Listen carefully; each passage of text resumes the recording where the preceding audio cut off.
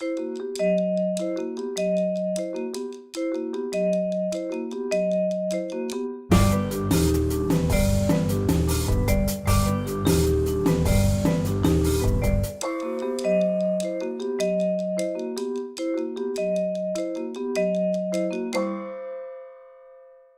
you for being with us tonight. Good evening and welcome to Casa Italiana, Zerilli-Marimò. My name is Stefano Albertini, I'm the director, and one of my great pleasures is introducing, listening, participating in the Adventures in Italian Opera with Fred Plotkin. Tonight, Fred is a great guest, and as we normally do, he has the privilege and the honor to introduce his guest. In my research to tell you every time something new about Fred, this time I was not very successful. I believe that you know already everything there is to know about Fred. Just a little footnote is that he just came back from Berlin, where he led one of the New York Times trips. We have to admit that Fred is not only the expert on everything Italian, but other European nations of minor entities sometimes are able to capture him and to use him for their own advantage, and we are very happy about that too. And so without further ado, I would ask you to welcome very warmly Fred Plotkin and Stephanie Blythe.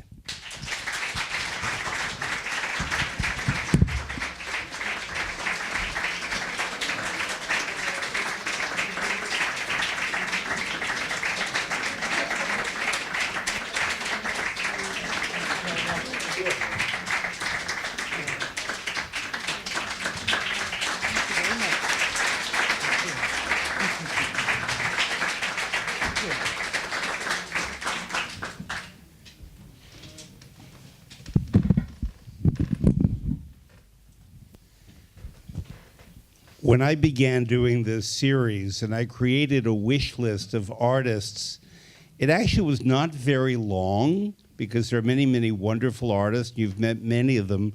But one of the names that was down from the very beginning was Stephanie Blythe, and good things come to those who wait.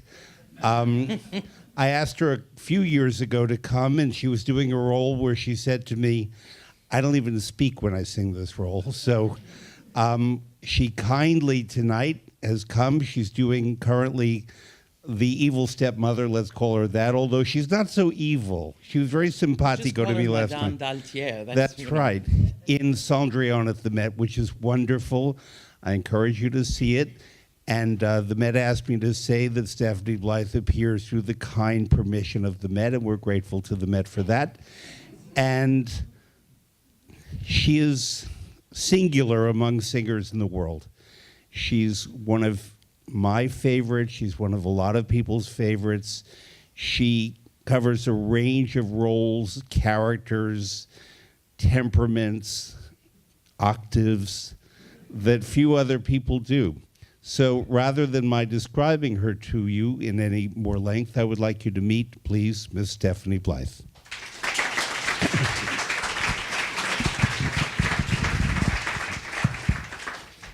Hello. So, Julian, I'm going to ask you right away to play number 1, if you would. There's music? There's a lot of music. Oh, my. Yeah.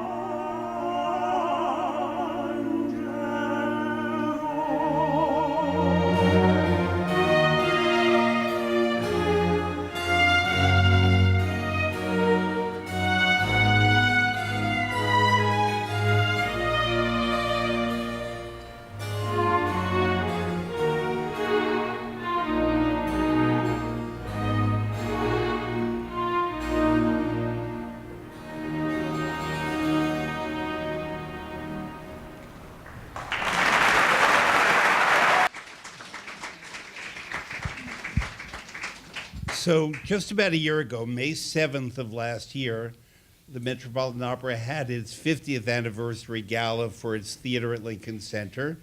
And among the real highlights for me, and not just for me, was Sono nata lagrimar, I was born to cry, basically, in which Stephanie Blythe sang with David Daniels. And the audience, I was there that night, there was not a sound in the house. And do you experience when there's not a sound in the house? Oh, yes. For many reasons. We prefer the ones that you're speaking of. Actually, I was very interested to find out which recording this was, and I only knew because David and I we originated these two roles together. David made his debut at the Met with me as Sesto. This is Cornelia and Sesto from Giulio Cesare, and mother and son about to be incarcerated, and being pulled apart from each other. And of course, earlier in the opera, they've witnessed the head of her husband, Sesto's father's been delivered on a plate. Never good thing in opera, and seen more than once in opera as well. But since then, I think the first time we did it was, 1997 or 1997? And we did it again at the Met several years later. And we've also recorded it. And I thought, if this is the one from the gala, I'll know the minute we get back to we repeat the A section because I made a mistake. And it happens when you're ornamenting. Sometimes you get lost, and it was one of those moments, and you never know when it's going to happen. I think we covered it up okay. It wasn't too bad. It was actually 1999. Okay, sorry, 1999. It's a blur, Fred. It's a blur. So in my preparation, I found that at the Met, you've sung 27 roles. Others elsewhere that you've not sung at the Met, in Italian, German, French, English, Czech, Latin. Ah, yes. Jocasta. Horracula. And you've played, and tell me if I leave anything out, mothers, grandmothers, stepmothers, nuns. Yes. Mistresses as in dames, queens, witches, fortune tellers. You've played two gypsies, a cleaning woman, a bearded lady, a princess, a man, a god, and a goddess. Sounds right to me.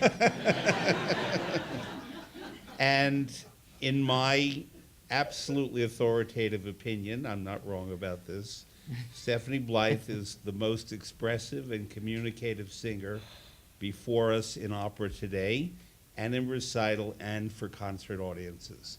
And so the main thing I would like to focus with you on tonight is this expressivity and this communication. Okay. How it happens, your approach. Let's start, and Julian, set up number 2, please.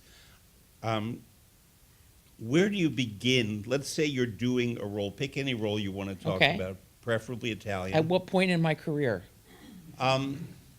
The sum of your wisdom. Well, the sum of my wisdom, I've learned a lot over 25 years. So where do I begin? Where I used to begin was where all young singers begin, listening to a recording. That doesn't happen. That happens at a different stage now, and started to quite a while ago. I've discovered that the very first thing I think about now when I'm performing a role, when I'm getting something ready, is how am I going to, once you get beyond the singing we all have to basically do the same way. We learn the notes and we learn the text, hopefully first. We learn the notes, we learn the rhythms, we learn the staging. But for me, the thing that makes communication work is you. So I have to think about you. That's what I think about. I think about how am I going to make this character the most relatable to the audience so that they are making a connection. And when the audience makes a connection with something, the communication happens automatically. And it's a two-way street. That's the way. Let's say that when you begin looking at the text, and clearly you look at it in the original language and also in translation, perhaps, and clearly, and we'll stick to Italian, let's stick to Giulio Cesare for now. Okay. the language that Handel set to music, he didn't use many words, actually. No, things are repeated many times. Right. So if you wrote it out, it would be, you know, a couple of pages of loose leaf So for the whole therefore- opera. Yeah. So therefore, if you basically have very few words, and it's the music in Handel that ask you to be expressive, Absolutely. to be individual, where do you find it in the music once you have the words? You have, I don't know what to say except to say that it is a composer like Handel. It's very clear. You can't with what we just heard. I mean, this is one of the most. It's very long. And, you know, people often say about Handel, oh, it's too long, and then we have to go back and hear it again. I'll tell you one of my favorite Handel stories that is a personal story. A friend of mine has passed this story along over the years, but it's my story. So if you heard it from Rick Clement, that tenor, Fischer, it was my story first.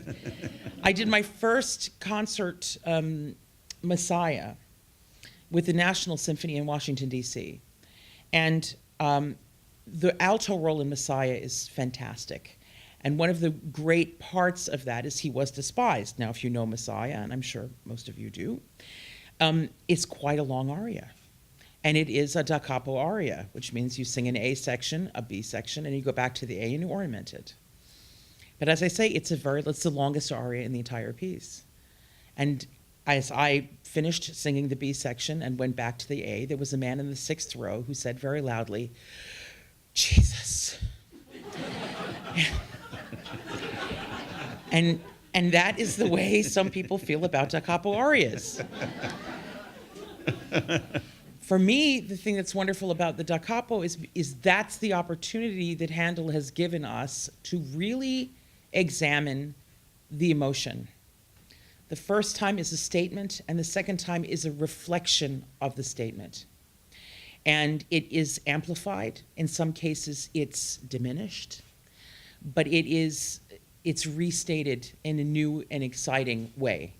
And that can happen in many, many different ways. With more notes, with fewer notes, with loud and with soft, with speed, with intensity, with how you sing the words, with how fast you spin your voice or not. If you straighten out the tone, that makes a statement. That's also an ornament. So it's really, ornamentation in that music is where it's at. Mm-hmm. With that in mind, Julian, please play number 2 from Giulio Cesare, Al lampo dell'armi. This is Giulio Cesare.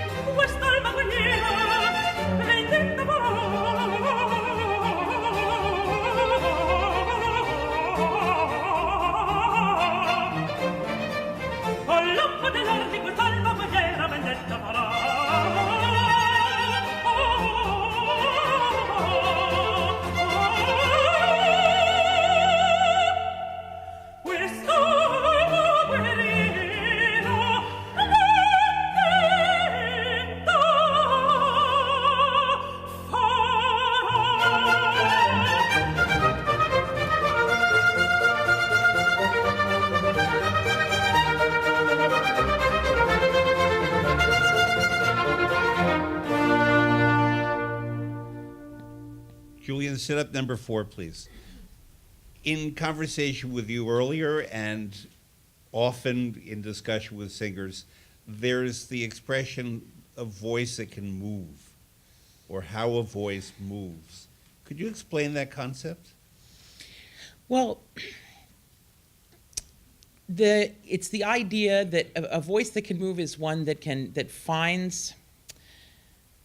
Well, I have to. Well, first I have to take issue with what you said, because okay. there are voices, and then there are voices that people say is a voice that can move, and then people say there are voices that can't. And in my opinion, every voice should move. There's not a single voice there's not a single singer today, in my opinion, that should not sing coloratura or cannot sing coloratura. It is absolutely, it's a technique, anyone can learn it. And I often say, and I have young singers who will sing for me, and they'll say, oh, well, I can't, I'll ask them, what early music do you do? Or what kind of music do you do that moves? Meaning that there's a lot of notes jammed into one place and everybody moves very quickly, like this. That aria was of Julius Caesar singing. Giulio Cesare is the only opera in which I have sung 3 roles in the opera. My first role was Tolomeo, my second one was Cornelia, and I've also sung Caesar. And when I sang this, I recorded this aria with the Ensemble Orchestre de Paris in this huge church in Paris, and I had never sung the role of Caesar. And so all the first times I ever sang this role were for a recording with John Nelson. It was terrifying. But at any rate, I have young singers that say, oh no, that's not my thing. I don't do that. I'm a dramatic voice. I don't sing that. And I always say, look, if I can schlep this, you can schlep yours. Everyone can sing coloratura. And basically the way one of the easiest ways to find a voice is to realize, you heard earlier with David Daniels' voice, when you can hear it very clearly, that there is a beat pattern in his voice. So you all know what a vibrato is, right? So a vibrato is when you hear the voice, oh, you hear the vibrato because right? Okay. The beat pattern of that voice is how fast that voice moves in that beat pattern. So a healthy voice has a nice, even vibrato that moves. If you want to move your voice, you have to find the beat and speed of your voice, and then you sing the music to the speed of your voice, and it fits in like a puzzle piece. Thank you. Does that make sense? It makes perfect sense, but how come most people say they can't do it? Because we have this misnomer in the operatic world, that there are people who sing certain kinds of music, and those voices are suited to that. Now, yes, there are voices that are more suited to Rossini than to Wagner, and to Verdi than to Puccini. It's absolutely true. That doesn't mean that those voices can't sing that stuff. I've never sung Mozart publicly, but I've sung all the tenor arias in practice. I've learned them, because they're the most interesting to me. But the thing is that as an exercise, every voice needs to learn how to move. And a voice that moves is one that stays healthier for longer, in my opinion. And every big singer, I challenge anyone to find a golden age singer that did not sing music that moved. I challenge you. They all did. And this idea of the voice of people sing of particular voices, the whole Fach system of singing, meaning that you are this kind of mezzo and you are this kind of soprano and this is what you sing. This was not meant for singers. This was meant for people who hire singers. It's so that they understand that they can find a way to compartmentalize the voices so it's easier to see who fits in where. I totally get it. It has nothing to do with singing. And I've said for many, many years, thanks to my wonderful collaborative partner, Warren Jones, that I am a girl singer. That's what I am. I'm not a certain kind of mezzo. I've been a certain kind of girl singer my whole career. And as long as I can sing something in a healthful way, then I sing it. If it's interesting to me and I think I can say something about it, then I will sing it. And I have been singing music that moved. I started out my whole career with this voice that everybody said, oh, she's going to be a Wagnerian, she's going to be a great Verdi singer. The place I feel happiest is bel canto and early music. And my voice has always felt the happiest there. It's, does that answer your question at all? It does, and you raised others. Yes, well, there you go. One of which I was going to ask you anyway. Okay. Mozart. Mozart. Why not? It was just not something that came my way. No. I was never asked to sing sesto or anything. The only Mozart I ever learned to sing was Vitalia. Which I could imagine hearing. But I learned it. Can I just say, Yeah. I learned 2 of her arias. And I was going to do them on the Mostly Mozart concert, which was going to be aired live. This is years ago. And I got sick. I sang the dress rehearsal at 10 a.m., went home, took a nap, woke up without a voice. That was it. And I had to cancel 15 minutes before a curtain. But Lang Lang, who was also in the concert, was more than happy to take my time. And he played 20 minutes of Liszt. Unfortunately, I was the only Mozart on the Mostly Mozart program. Well, that leads to another question. Vitalia and Sesto being from La Clemenza di Right, Tito. which is an angelic piece. And many of you know, if you follow this series, it is my favorite Mozart opera. Mine too. Yeah. And there are few singers, you are one, Marilyn Horne is one, and there are not many others, who can sing across a huge range and do roles that we wouldn't expect to be part of the so-called Fach. And I mean, Marilyn Horne, earlier in her career, sang Brunhilde, she sang Wozzeck, she sang everything. Senta, of course, from The Flying Dutchman. And so I guess I'm wondering, last night when you were in Cendrillon, you explored the deeper part of your voice. But I would love to know, are you thinking of, would you want to do a role in the upper part of your voice? Vitalia. I mean, I would love to hear you Not sing now. it. Oh, well. That day is past, Fred. Oh, well, yeah. That time is past. It's very funny. I don't mean to chuckle when I'm listening to myself sing, but it's very difficult to listen to a recording of yourself when there are other people in the room. And because I remember all the things about that recording and how it felt to record it and how it felt to sing it. And I have to tell you that, it is think of the most delightful thing you do in your life that just makes you giggle. And doing that all the time for a living, because that's what it's like to do this. It just makes me giggle because there's something, it's like taking off in a plane. And singing that particular aria is exactly what it's like. You feel like you're taking off, and it has that rush. And then you have to sort of calm down and glide for a little bit. And then you land, and it's the same feeling again. It is so exhilarating and wonderful. Anyway, I just experienced that again in front of you, and I think it's very nice. We experienced it too, actually. The first 2 arias we heard by Handel were in Italian. We're now going to play one, Julian, that is in English, because Handel wrote in English as well as in Italian. We can almost say, but not completely, that he wrote his operas in Italian and his oratorios in English, but there are a couple of exceptions, one of them being Semele. Which some people would call more of an oratorio than an opera. I think so. But there's a very, very famous aria, Hence, Hence, Iris, Hence Away. And listen to the English as Stephanie sings it, in addition to the glorious singing.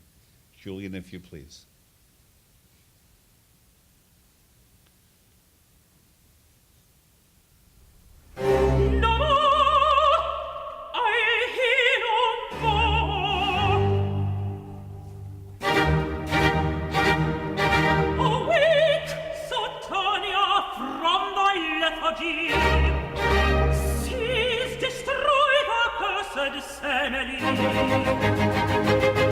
Scale proud sit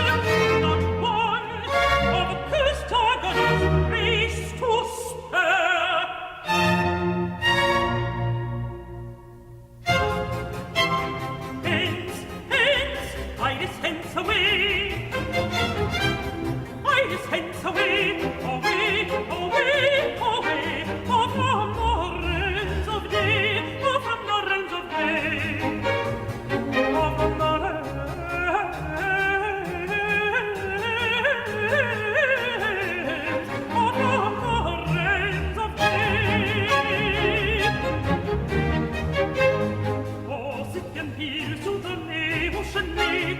Oh, Sitten hills to the ocean lake. A speedy flight will take. Hence, hence away, hence away, away, away, away. A speedy flight will take. A speedy flight will take. A speedy flight will take. A speedy flight. A speedy flight will take.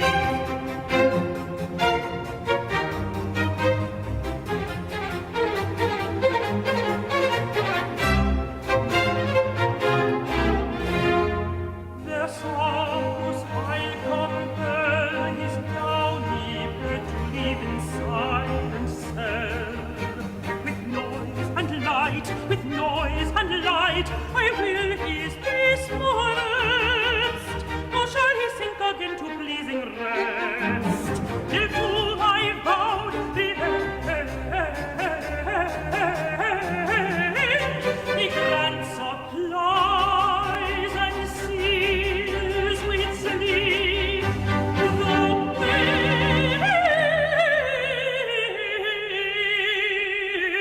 wakeful dragon's eyes.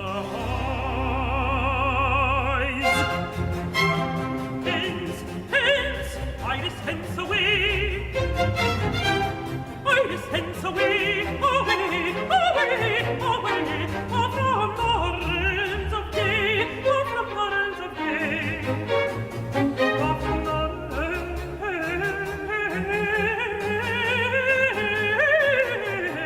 from the realms of day. Oh, Sitten hills to the ocean lake. Oh, Sitten hills to the ocean lake. A speedy flight will take. Hence, hence away, hence away, away, away, away. A speedy flight will take. A speedy flight will take. A speedy flight,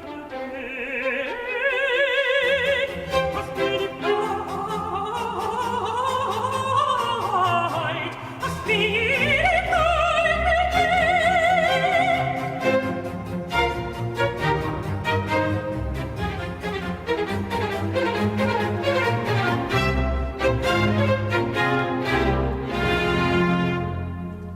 So those of you who listened very carefully, and Julian, set up number 5, please, will have noticed that the communication, the expressivity that I spoke about is here in all of its glory. But there were many purely technical things, being in English, where the audience understood the English, and I understood every word of your English. I noticed, for example, that there was an ST at the end of a word, and you nailed it, but you didn't sit on it. No. You kept going. And so the decisions in how you work out the text Right. in an aria or a song, it doesn't really matter. Right.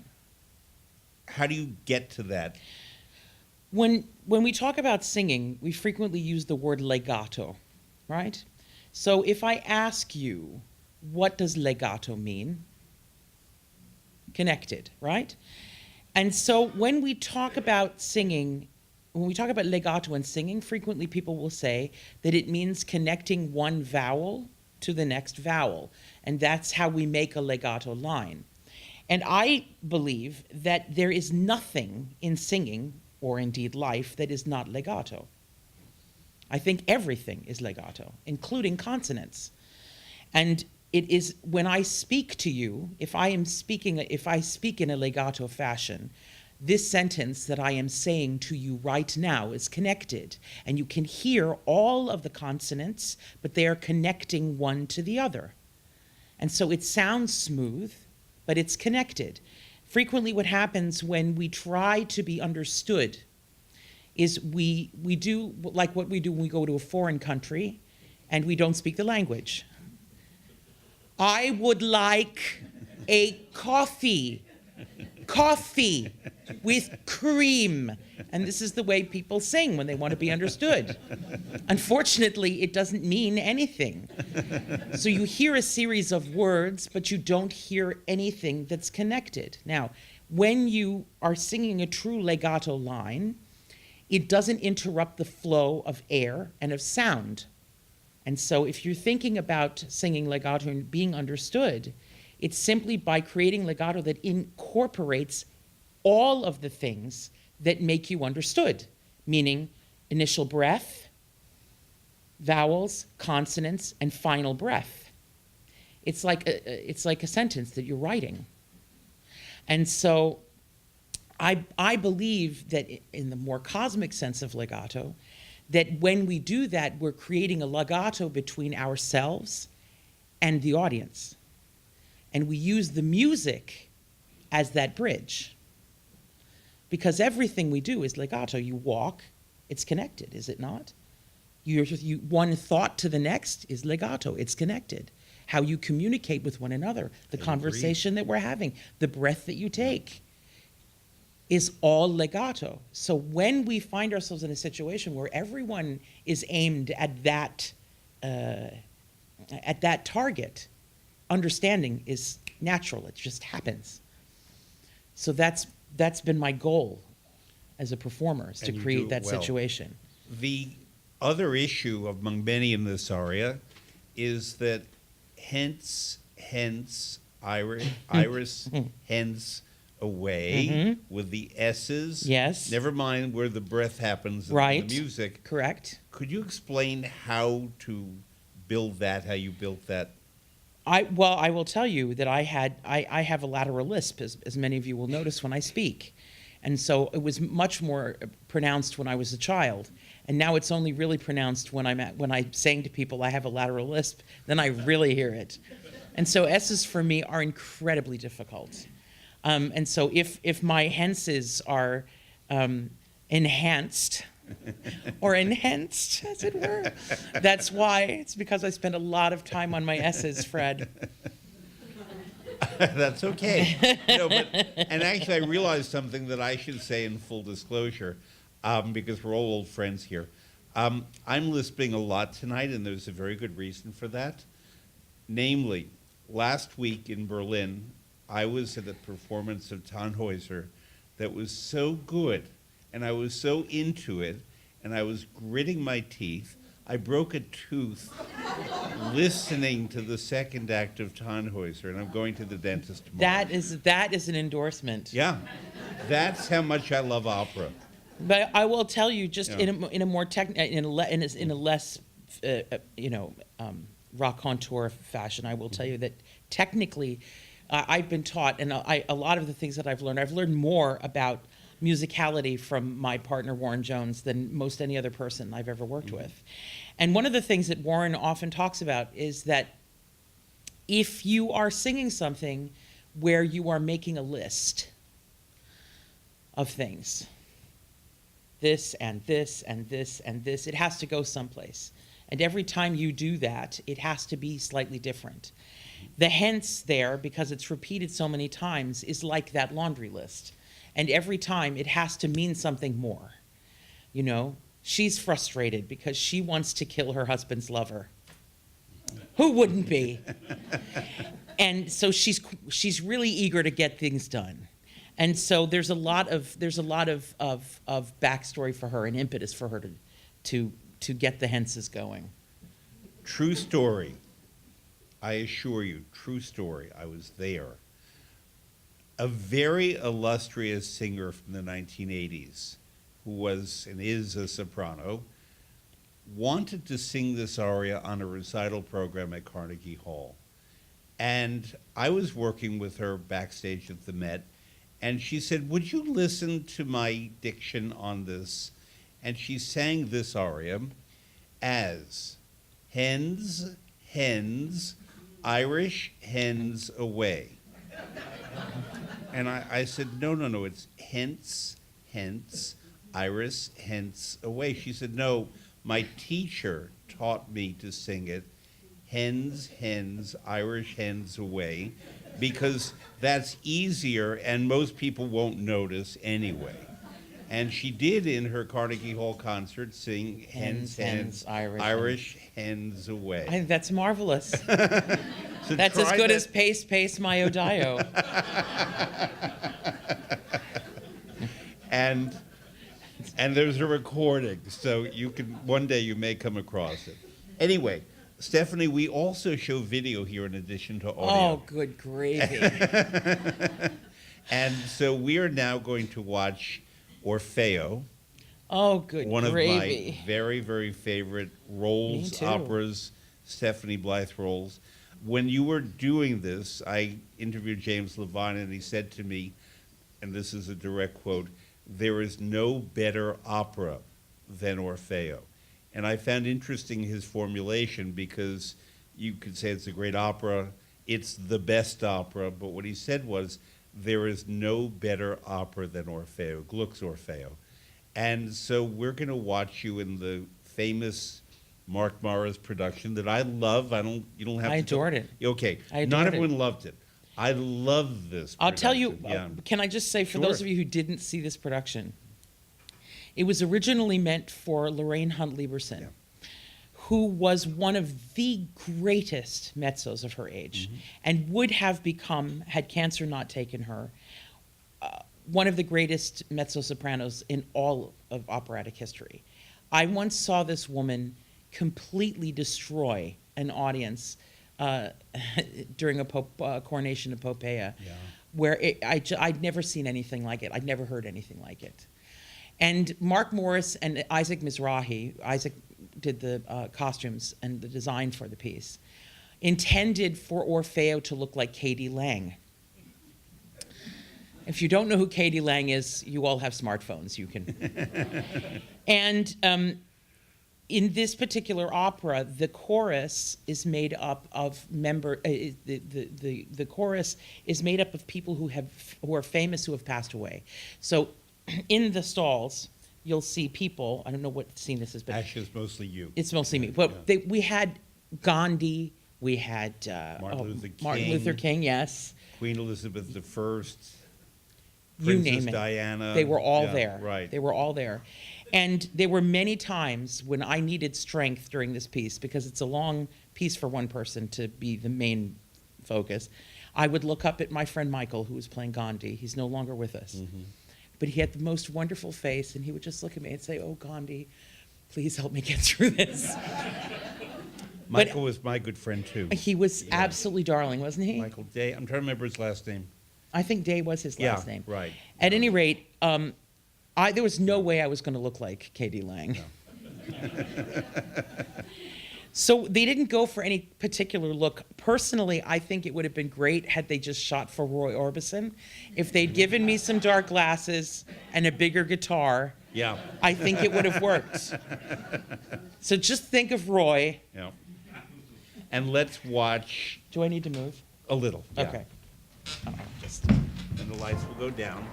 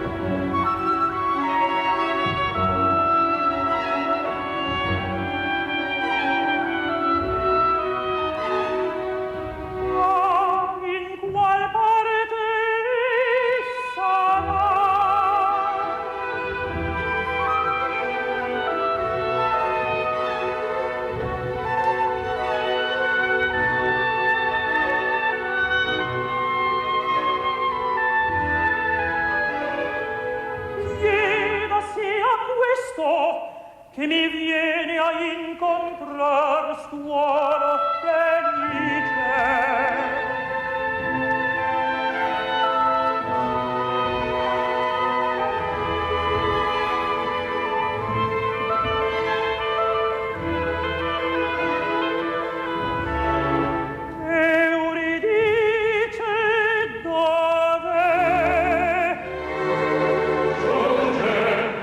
Euridice dove?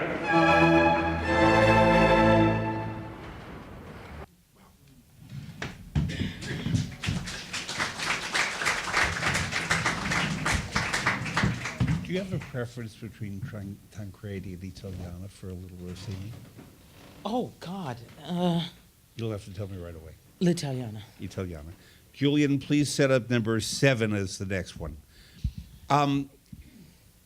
Gluck was a brilliant composer. I think he's underappreciated even now. There are 2 versions of this opera, a French language version and an Italian language version. And just to confuse you more, Stephanie was singing in Italian, and it was on French television, which is why you had French subtitles, and the French were probably very confused. But Gluck was famous for what were the so-called reforms that he did. In other words, he looked at opera as it had developed to his point in the 1770s and felt that there was too much ornamentation, too much spectacle on the stage, and you had to get back to what the roots of opera were, which is to say melody, poetry, and going straight back to Orpheus, who was the god of music and the inspiration for the voice and what the voice can do. So in the 1770s, he created this opera that, as James Levine said, there is no better opera. I find it very contemporary. Oh, terribly. As a story. Absolutely. Basically, it's don't look back. That's the whole story of the opera, because Orpheus is told that if he looks back, he will lose Euridice, who he's leading out of Hades. And in some versions, he looks back, in other versions, he does not. And it is deeply moving. I saw it when I was 11 for the first time, and that was not yesterday, and that was Grace Bumbry who was doing it. And Grace Bumbry, did you ever see the pictures of that from 1967? Oh, no. You want to look up the pictures. I will. Years ago for Opera News, I did an article in which I interviewed singers about the worst costume they ever had to wear in an opera production. And I called Grace, and she said, "Oh, that's very easy." It was the Orfeo that I sang in 1967 at the Met. It was sort of a silver vest with chevrons and a silver cape and silver pants and high silver boots. And I said, I saw that. And I said, in fact, you deeply inspired me. And it was one of those performances in my life that made me love opera more. And I was just 11. And she said, "You don't remember. I looked like Muhammad Ali." Either that or somebody from ABBA. Yeah. Sounds like That's true. a really good ABBA costume. But I remember that as an 11-year-old, I was so focused on whether Orpheus would look back and the consequences of that. And for a child, it was a very good teaching opera for a child because it's about behavior, but it's also about learning to do the right thing, but then sometimes desire, temptation, frailty, weakness, fear, any number of things can cause you to do the thing that's harmful. Yeah. And it's still a story in all of its tellings, whether it's Monteverdi or many, many others, but especially the Gluck, that has such dramatic tension for me, even though I know what how happens, it's going to but end still. up. You know, I think that for me, I remember it being an intense study of grief. And the whole opening section is essentially of this particular production is watching the chorus, is sitting and watching the chorus, and not being the dancers, the chorus of dancers, being invited to be part of it and not wanting to be part of it. The whole idea of how people grieve was very particular for me in this particular piece. And this was a very controversial production. As Fred said, some people didn't care for it at all. Some people were found the dancing off-putting because they were dancing around me. And said, didn't you find that distracting? And I thought it was the most wonderful thing ever. It was wonderful. I understand how you feel. But you know, the thing is it's exactly what I was talking about in terms of this idea of connection. Very infrequently, as singers, are we asked to incorporate movement into our singing. So we get this whole idea of park and bark. People talk about this with singing all the time, that singers stand there and they sing, and then everyone else does everything else. But the thing is that the body is the instrument as a singer. And so I find it so interesting, especially in that particular one. The original staging did not have Orfeo having any kind of real connection with the dancers, that they were it was like air around me. And I found it impossible not to connect to them in some way because they were so beautiful. I fell in love with every member of the dance corps. Yeah. They were heaven. And I completely understand the idea that perhaps it was distracting. But I know as a performer in that moment that my singing was enhanced by what they were doing. It did not hinder me at all. And believe me, my father had exactly the same reaction as some of you. He's like, why was there so much dancing? Well, there's ballet in this particular piece. I think that there's something so beautiful. I'm witnessing it right now in Cendrillon. I was about to ask you about that, yeah. You know, there's a ball, obviously, in Cinderella that's rather important to the story. And the members of the ball are made up of the chorus and dancers. And in this staging, the chorus does the dancing with the dancers. Mm-hmm. There is a corps of 4 ladies who do a lot of the very, extraordinary movement. But the ball itself is danced by the singers. And there's something so wonderful when singers have an opportunity to use their bodies for more than just singing. It makes us better singers. It's more of that connection. It's more of that idea of connectivity. And it makes our bodies more legato. It just does. And it makes us sing better. It's hard to do. It's difficult to do a lot of movement when you're singing. But because it plays around with your breath. But when it's done right, and when there is meaning behind it, when it isn't a concept searching for an idea, when it's actually a great idea, there's something that enhances the art form. I was particularly struck last night, and I do hope you will see Cendrillon, preferably live, because live opera is better than HD. And if you haven't heard Stephanie Blythe live in a theater, she's great on HD. It's much better in the house. And your colleagues, Joyce DiDonato, Alice Coote. Mm-hmm. It's wonderful to hear them in the theater. It's a lovely, smart, not opulent production, but very coherent, and it moves. Yeah. And all of you have a great amount of stage movement. I don't think I've ever seen an opera production in recent years, since Orfeo, in which everyone moves with purpose and beautifully and comically and in character. There's not, Marilyn Horne said to me once about Falstaff, and I'm going to use it for the phrase, not the opera. She said that Falstaff was one of her favorite, and possibly she thought the best Verdi opera because there wasn't an ounce of fat on it. Yep. It's completely lean. Everything that's in it is what needs to be in it. There's nothing you could cut from it. It is absolutely perfect. I agree with her. It is. I would add Rigoletto, but I do agree with her completely. There's just something about, and I think mostly because it's an ensemble show. Yep. Because there are facets in that diamond you're just not going to find anywhere else. Mm-hmm. And I feel the same way about this production of Cendrillon. There's not an ounce of fat in it. Every piece, every movement is essential to the story. There is nothing that doesn't mean anything. And if you think that was easy to rehearse, you've got another thing coming. It was like getting blood from a stone sometimes. But the end result can be so exciting. There's nothing like rehearsal. Nothing like it. I just, before we move on, I want to say that our friend was named Michael Gray. Okay. And I wrote an obituary of him. He was a very special man.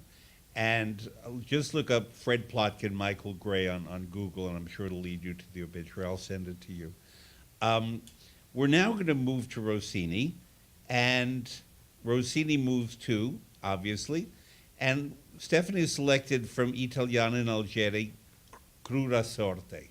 And many of you know that this, too, is one of my very favorite operas on my short list, much more than Barber, much more than a lot of the other Rossini operas, and up with Semiramide William Tell, because it contains within it everything that inspired Verdi in terms of Italian nationalism. Mm-hmm.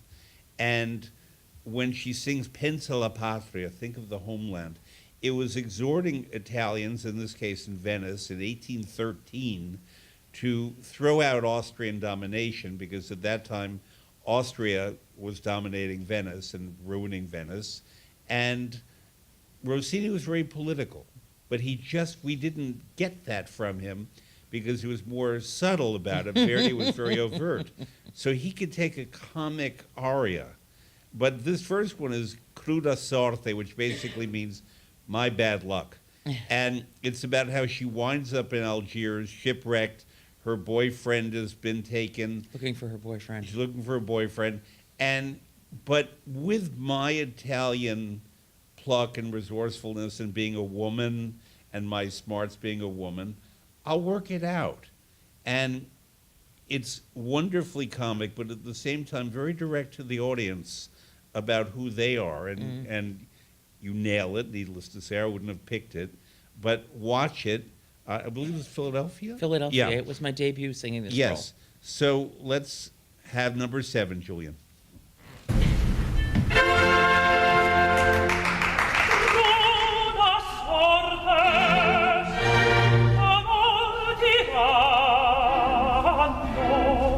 Questo il premio di mia fe. Non verrò che rogna affanno, poi a quel io trovo in me.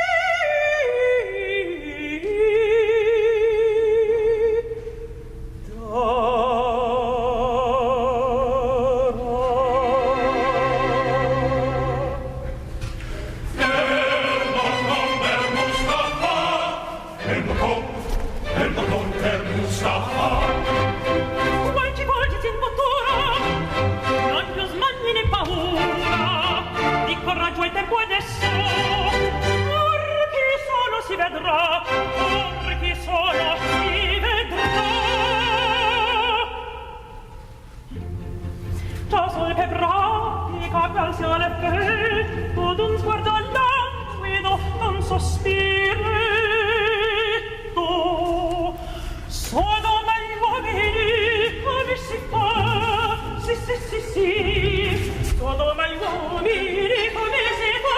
Sì, Sodoma agli uomini, come si fa? Sian dolci o ruvidi, sian fletta o fuoco, son tutti simili a presso a poco, se crema a fuoco, son tutti simili a presso a poco.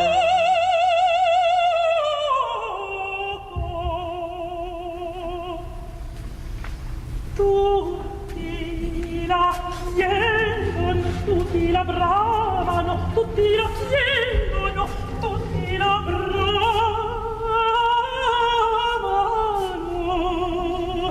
Da vaga femmina felicità, sì, sì, sì, sì, da vaga femmina felicità, sì, da vaga femmina felicità. Tutti la bramano, tutti la chiedono, da vaga femmina felicità. Tutti la bramano, tutti la chiedono, da vaga femmina felicità. Da vaga femmina felicità, da vaga femmina felicità, felicità, felicità, felicità.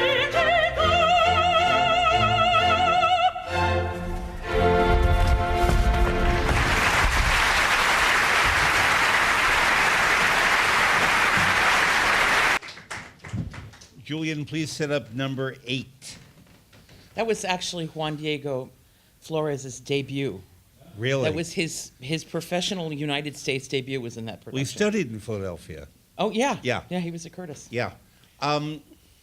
Well, I love that staging because it communicates everything I just said about the character in that she's self-assured, she's temporarily in a bad spot, but it doesn't throw her.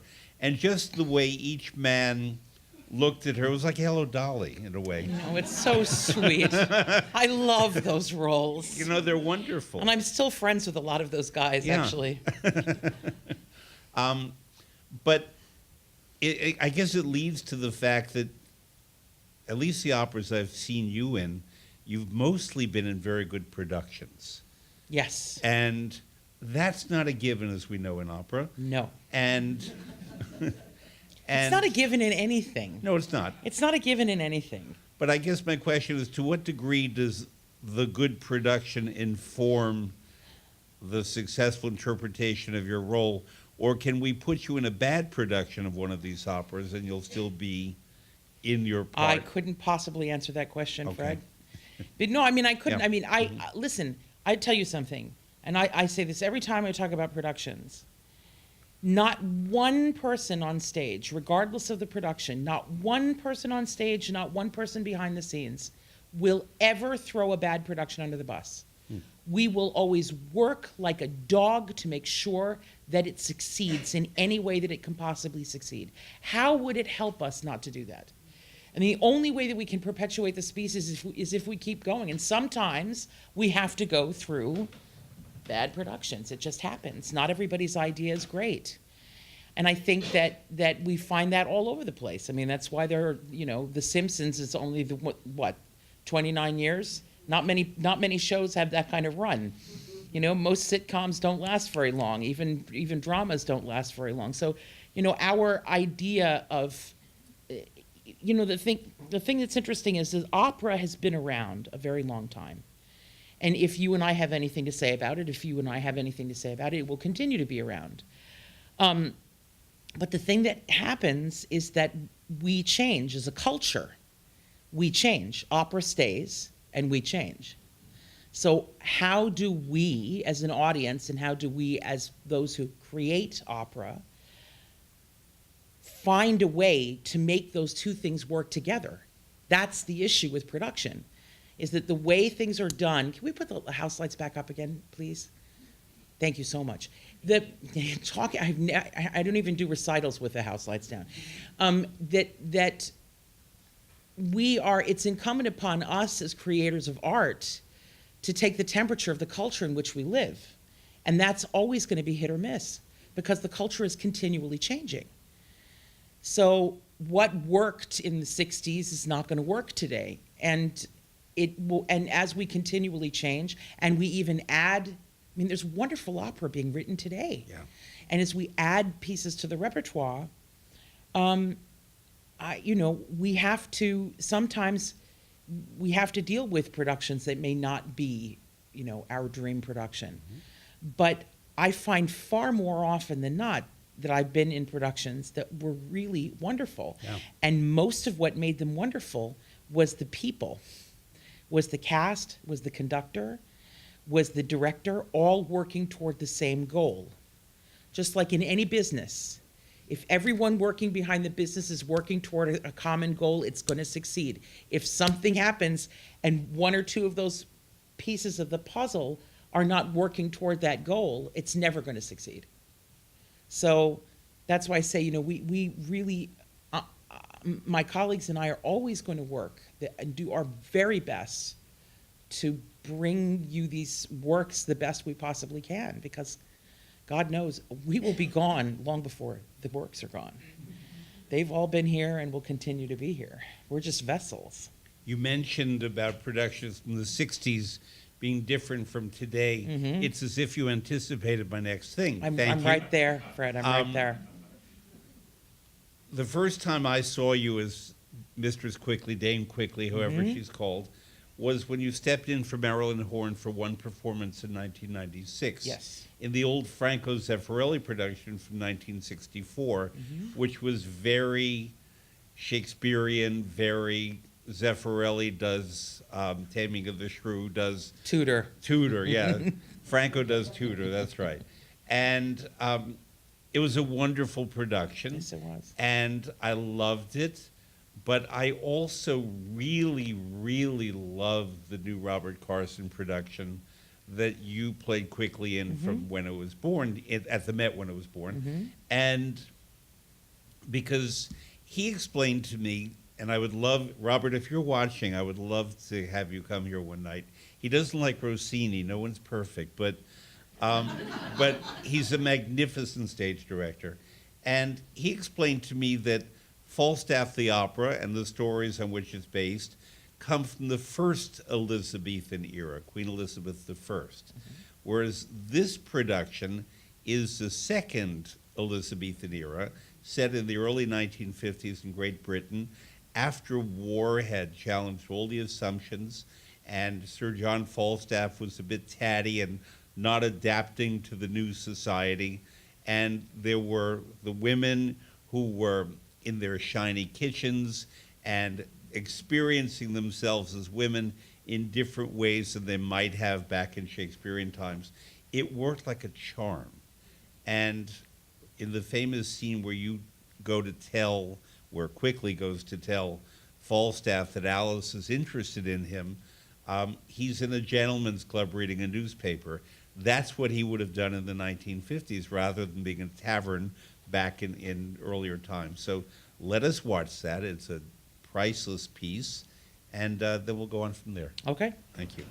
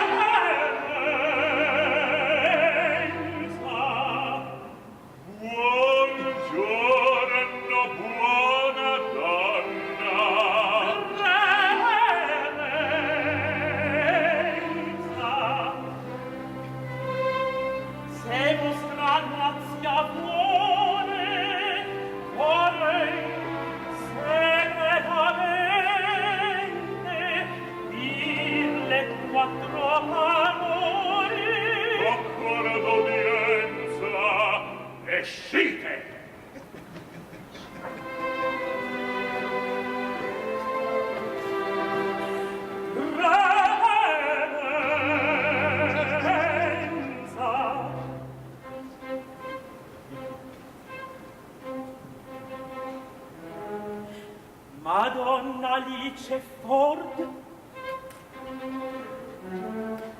Ebbene. Ahimè, povera donna, siete a grazia tutt'ore. Lo so, continua. Alice sta in grande abitazione d'amor per voi. Vi dice che per vostra lettera che vi ringrazia e che suo marito esce sempre dalle 2 alle 3.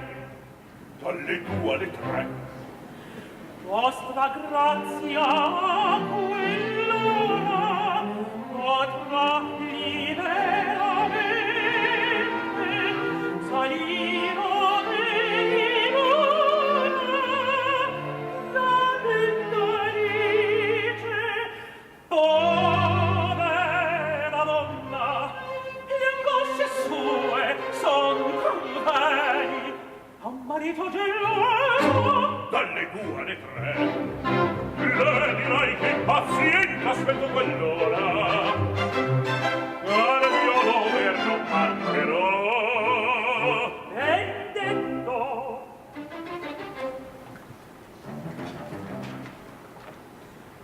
Ma c'è un'altra lasciava per vostra grazia.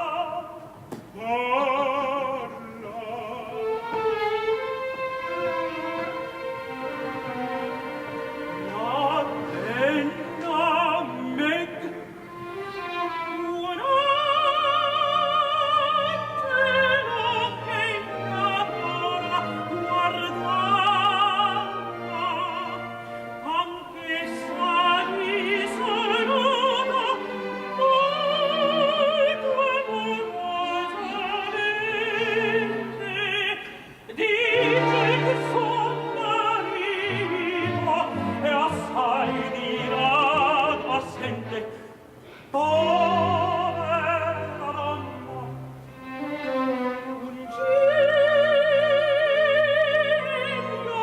di cantare di te.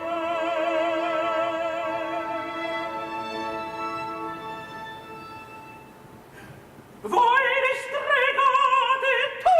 Stregoneria non c'è, ma un cerco quale mio fascino personale. Dimmi tu, l'altra sa di quest'altro. Oimo, la donna nasce scaltra, non temete, Or ti vorrei vulnerare. chi si la grazia raccogliamo. Di Mercurio femmina.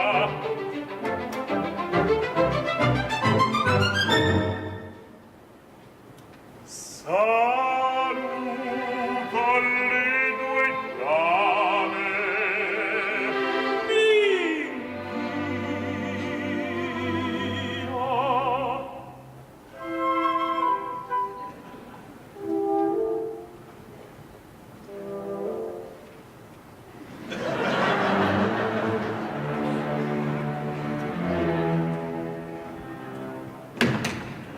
Alice mia!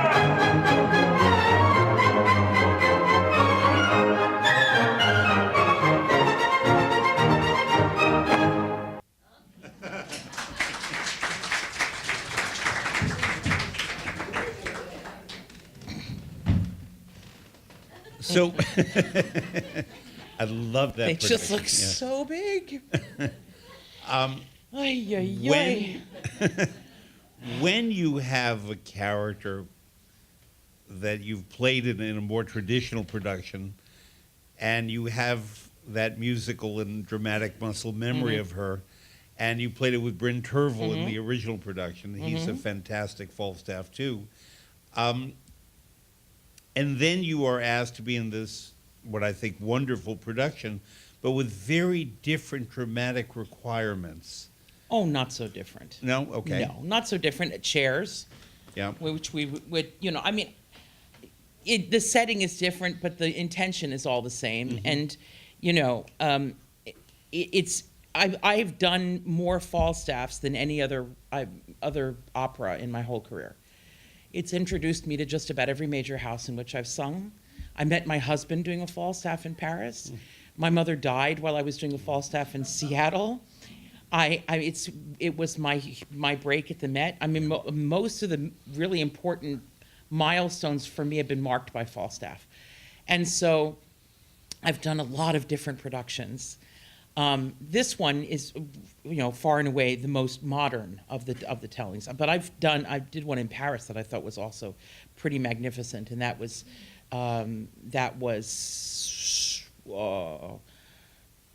not 30s, 40s, which was quite something. The thing that's interesting about this is the Falstaff. Yeah. The Falstaff is what makes Falstaff. And Maestri is, he's a genius. Mm-hmm. And I'm sure that this is the role he's done more than any other in his career. Yep. There's something about the way a Falstaff does Falstaff. I've done this piece with so many different Falstaffs, and no two are the same. No two look at this piece the same.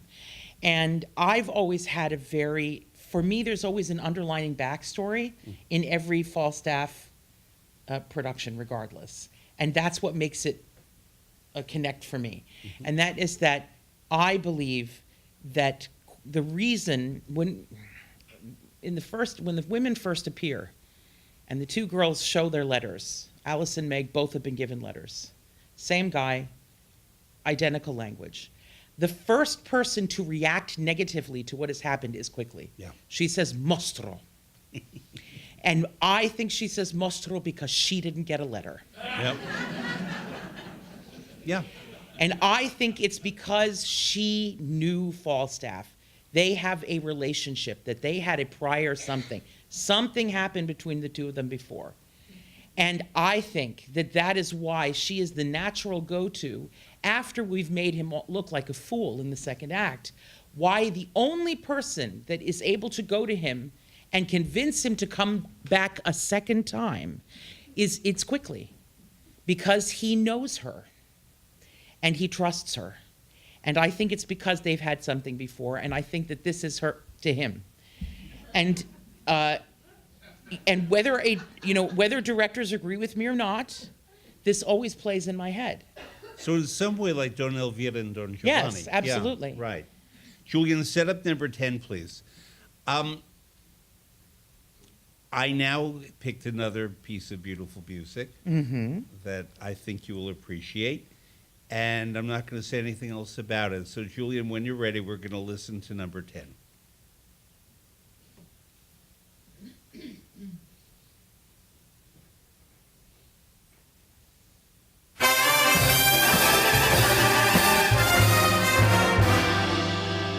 Oh,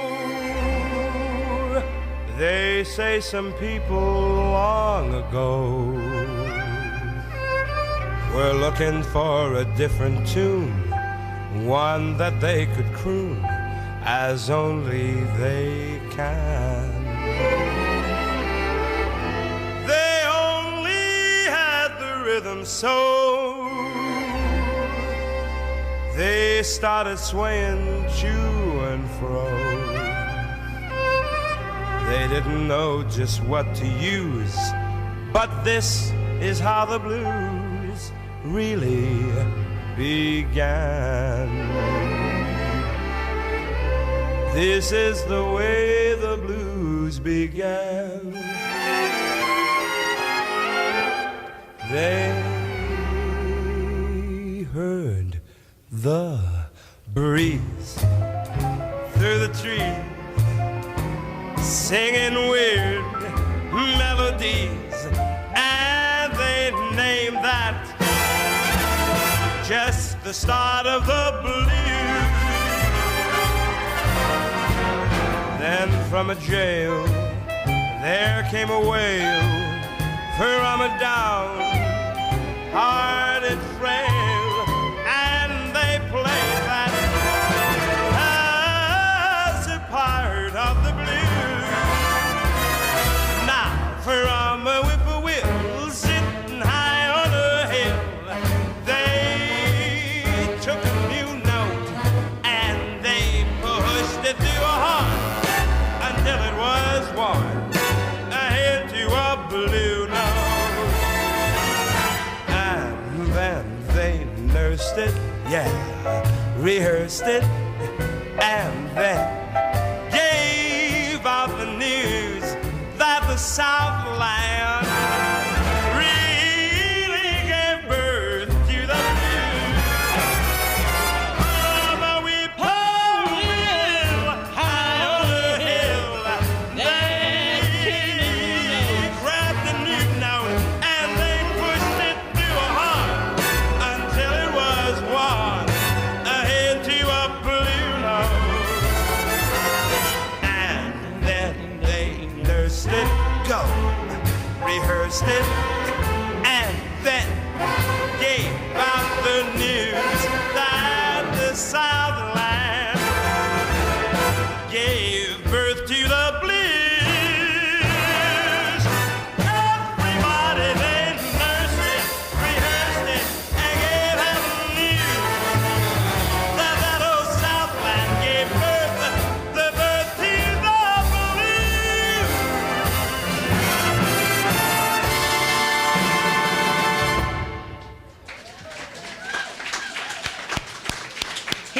He would never sing this without saying one more time, and he would bring at least two more times. So in my research for tonight, I discovered that another thing that you and I have in common is just about our favorite popular singer is Sammy Davis Jr. My favorite singer, full stop. Period. Okay, mine is Ella Fitzgerald, but Sammy is right up there.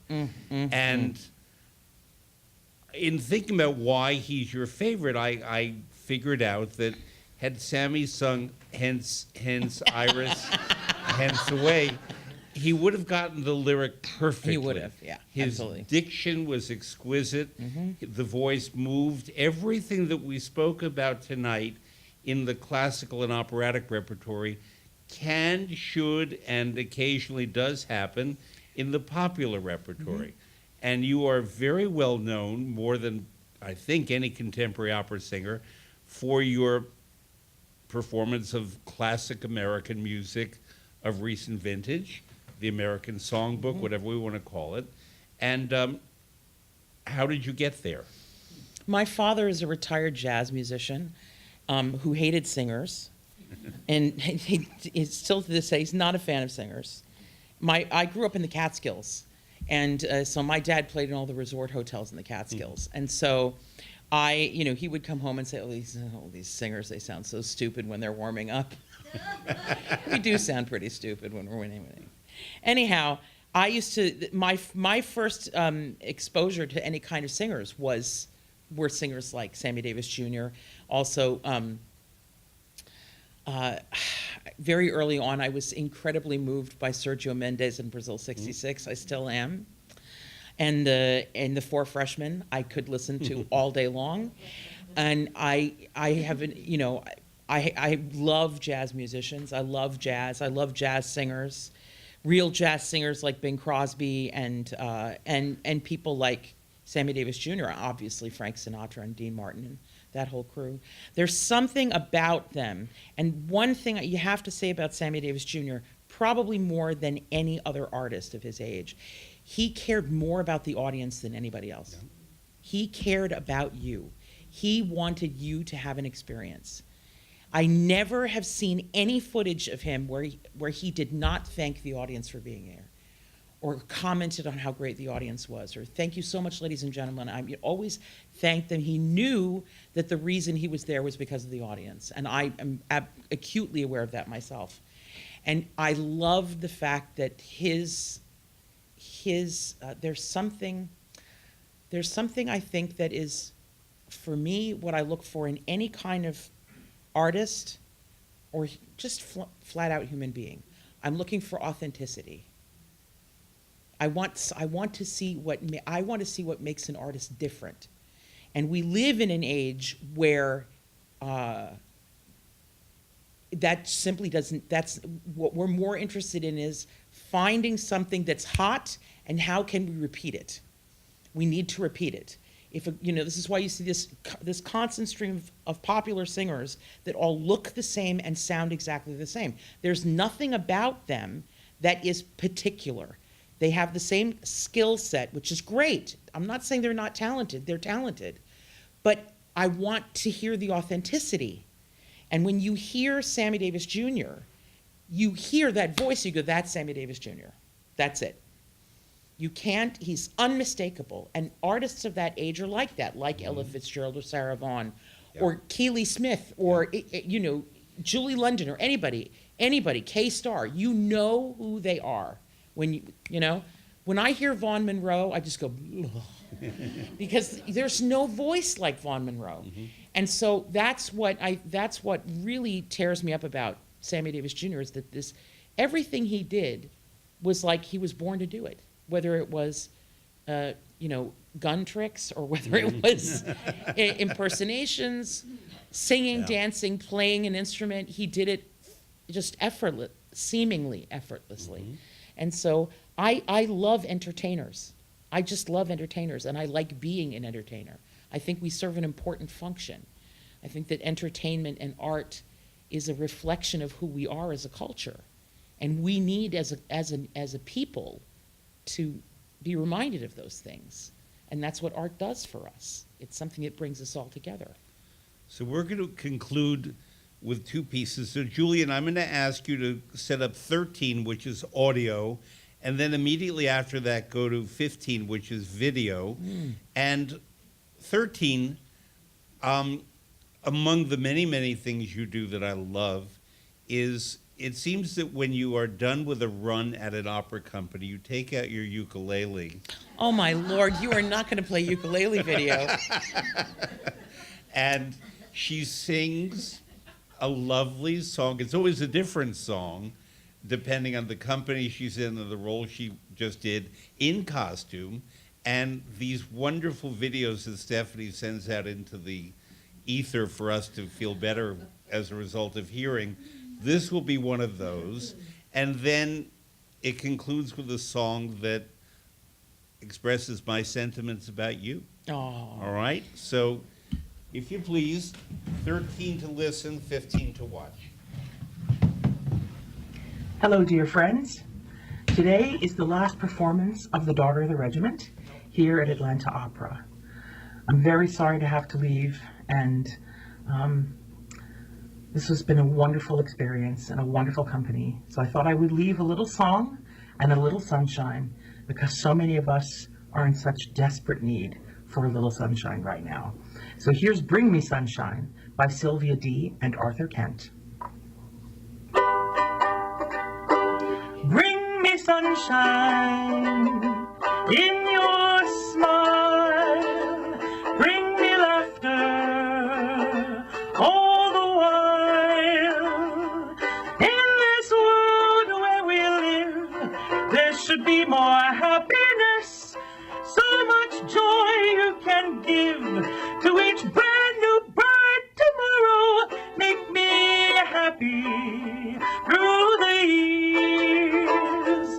Never bring me any tears.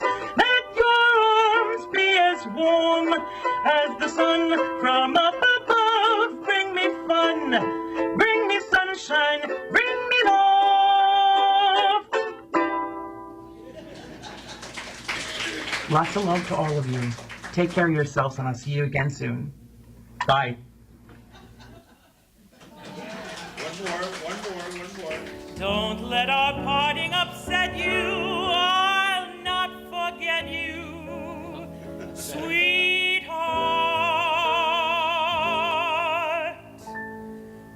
We'll meet again. Don't know where, don't know when, but I know we'll meet again some sunny day. Keep smiling through, just like you always do, till the blue skies chase the dark clouds far away. Oh, won't you please say hello to the folks that I know? Tell them I won't be long. They'll be happy to know that as you saw me go, I was singing this song.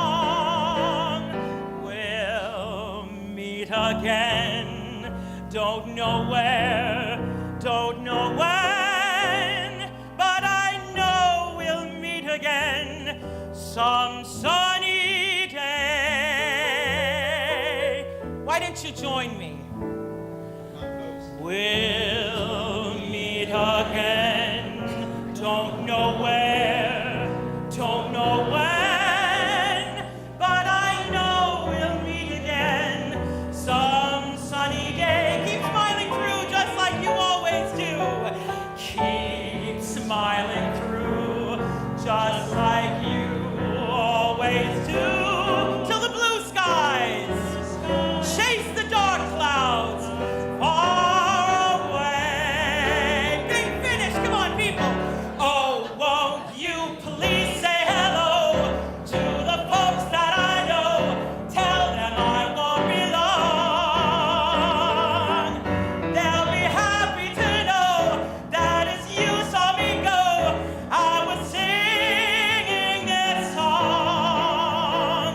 We'll meet again. Don't know where, don't know when, but I know we'll meet again some sunny day.